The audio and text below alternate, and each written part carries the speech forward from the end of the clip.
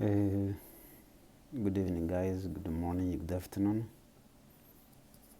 James with another video. We at the beginning we said that we are building the foundation, and the first video we said we talked about Bitcoin. We talked about cryptocurrencies, and I told you about the story about how I started the Bitcoin.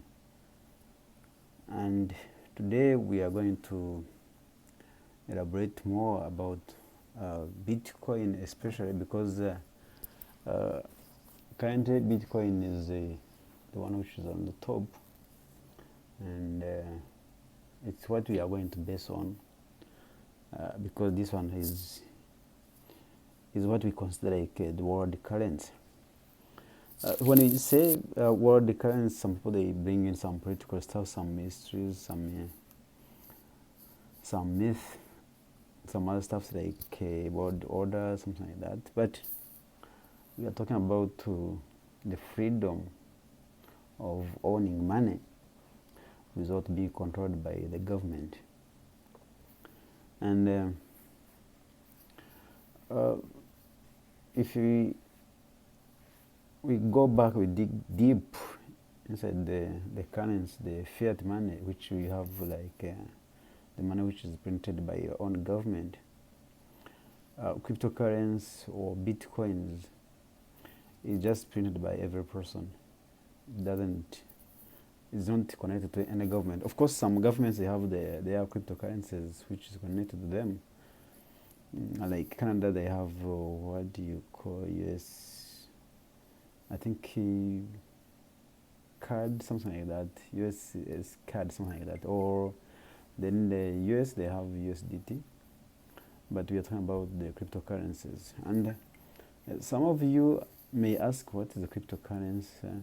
It's we said last time it is from the word crypt, which means it is secured and is mined by every person, or it is mined by every person in the world. And if you go back the history of the crypto coin, the more special the BTC, there's a myth that it was initiated by one Japanese guy, but that theory is still being discussed about. Nobody knows who started the Bitcoin. But basically how the Bitcoins or cryptocurrencies are made, especially the Bitcoin, they are made through a process called mining. Somebody might ask, mining, how is mining? Do you get a hoe, do you get a spade, and do you go the soil and soak yourself in the soil and dig and get some Bitcoin? It's mining, much as there's a physical mining. This is about computer mining. So it's a process called mining. Of course, even there are some machines which they use to mine, like how they mine other coins. So there's some rigs which they use to mine the Bitcoin. So it's done using the powerful computers which are connected to internet and using electricity which has high voltage. Of course, your PC, my PC may not be okay. Most especially, they use the graphic computers, the powerful computers that I use to play games. Actually, the games or the computer games and computer mining, they almost the computer which has games which plays games which you call graphic computers, they can also be used to mine some Bitcoins. So it involves solving a complex mathematical problem. Meaning, it's like somebody comes with an expression. Somebody says, okay, comes with an expression which is sent through the computer, and the people they have to solve that expression, which is a complex expression. So what happens is the first person to solve the complex is given the rewards, and the rewards which are in BTC. And these answers which somebody sends through solving that complex expression or mathematical expression is sent through what we call a blockchain. Now, that blockchain records every student's results, and the first person who comes with the answer is the one who is rewarded with some bitcoins.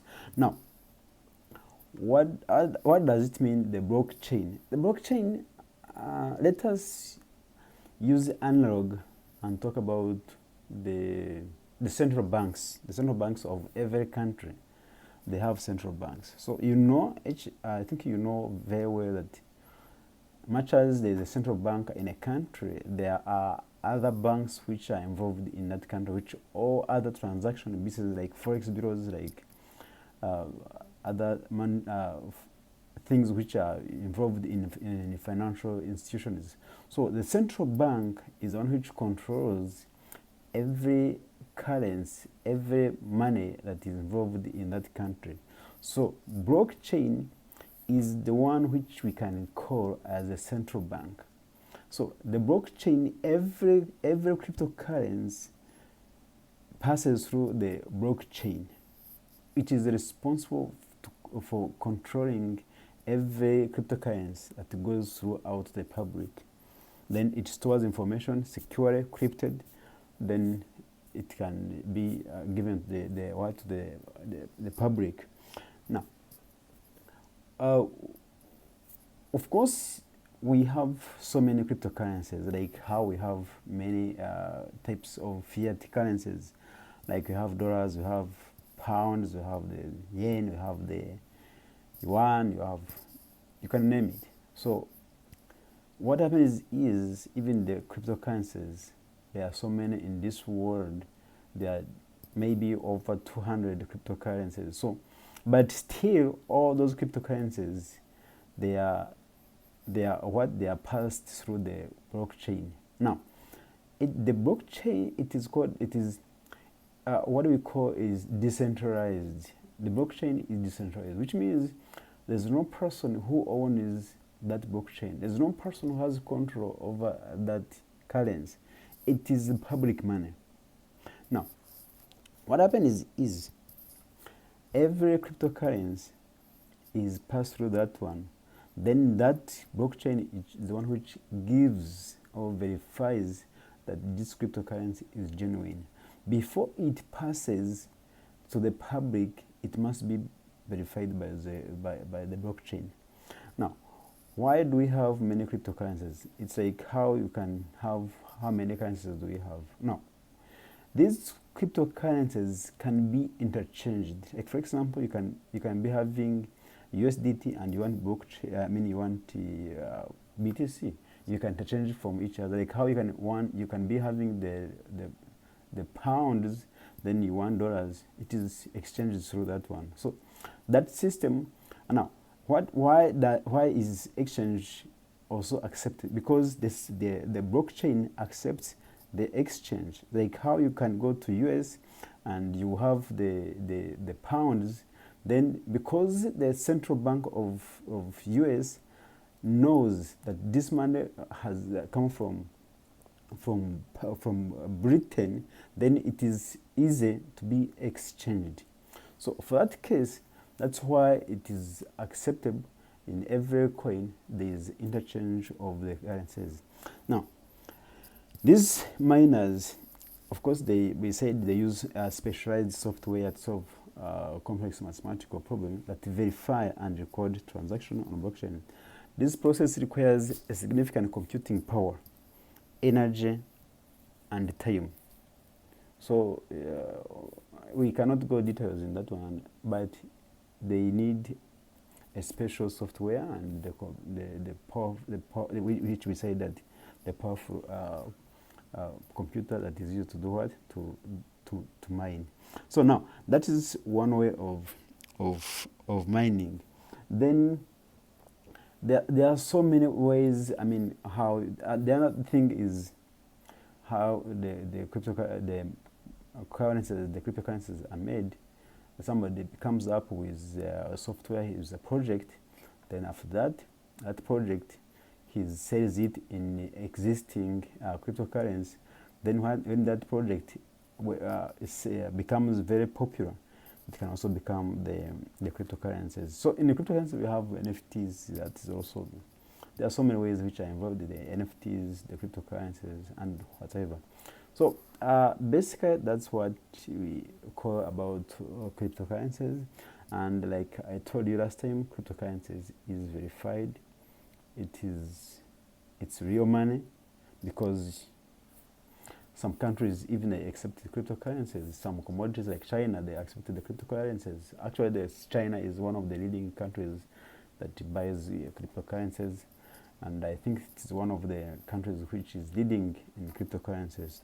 So, to layman's understanding, cryptocurrency is like any other local money, but now this money is not controlled by the central government of any country, and it cannot be, if you use it properly, for example, if you don't let out your password, you remain confident, confidential with it, there's nobody who's going to steal your money. And the cryptocurrency, another thing is, it's volatile. It can go up, it can go down. But if you want to buy, if you want to involve yourself in a cryptocurrency which has high prospectus of increasing value, I recommend that you buy BTC. Otherwise, if you want a stable coin, you can use USDT. USDT is backed up by the US dollars, but BTC is the overall of all the cryptocurrencies. So what does it mean? It means that you can have cryptocurrency. In fact, to add on this one, there are some countries which have the ATMs which are used to sell the cryptocurrencies. And last time I told you, there's a country in Central America called Salvador. For it officially recognizes the BTC as the currency, and you can use your BTC to pay for anything. Other countries like US, they also, you can use it. Then the other countries, there are so many countries, like more especially these developed countries, they have that kind of the BTC arrangement. But in Asian countries, that's why you find that most of the time they are using the BTC. So, guys, if you need to know more about the BTC, you can just comment, and then I will discuss more about it. If you don't understand, you can ask any question. But as per now, I was making the foundation. I was laying the foundation about BTC, and now that is introduction how you can involve yourself in business concerning the BTC.